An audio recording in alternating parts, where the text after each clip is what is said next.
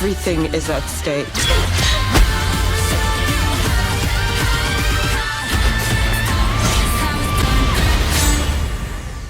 I just came from watching K-pop Demon Hunters.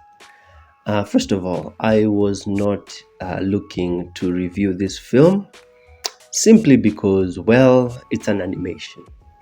And when it comes to animated films, people don't take animated films that seriously. I mean, these are films that even can be watched by kids, so it's never that serious. However, a friend of mine really wanted me to review this, so I told her, hey, I will check it out and give my honest thoughts.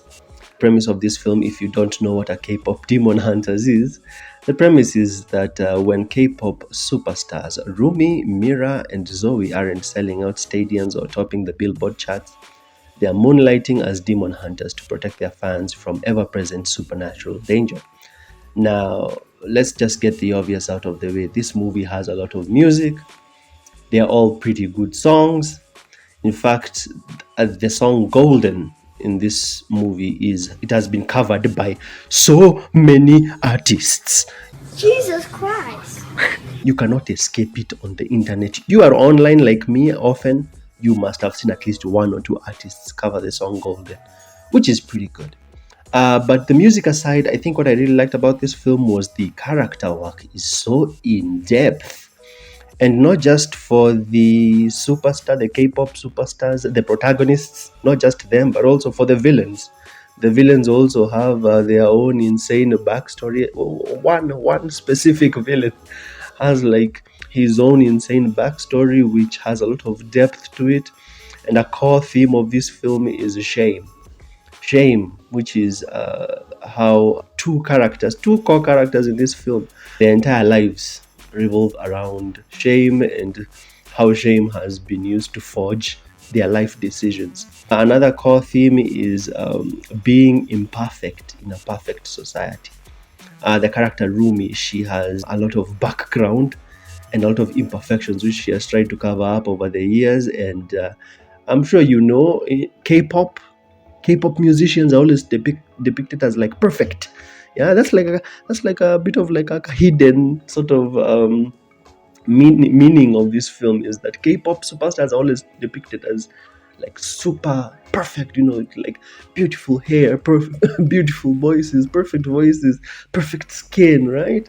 So the fact that you have now a story about an imperfect K-pop star is actually very clever, because in the genre, the musicians are always depicted as perfect. And there was even this joke about abs. There's this one member of Huntrix, these three girls.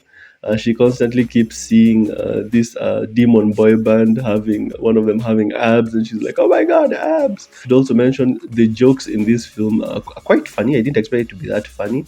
However, a small criticism is that some of the jokes are overdone.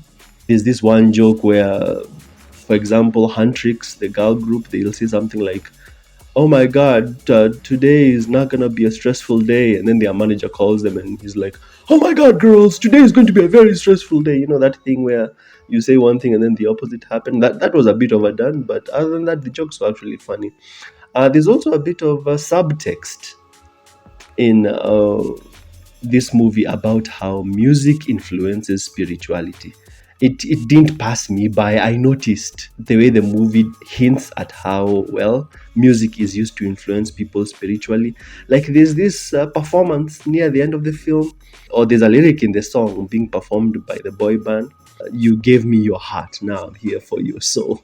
that did not pass me by. I noticed that very easily because I believe that music is used by a lot of musicians to manipulate their fandoms.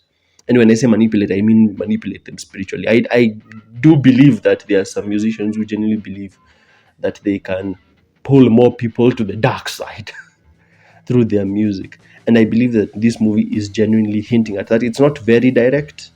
Sometimes it is, but it's not very direct all the time.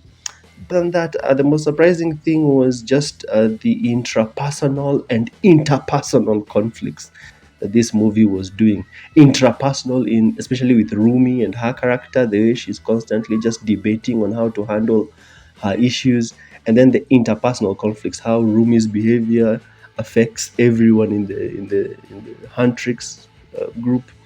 Very interesting character dynamics. And out of 10, I'd give K-pop Demon Hunters an 8 out of 10 personally for me. This movie is kind of dark. I mean, in terms of tone, especially near like the end.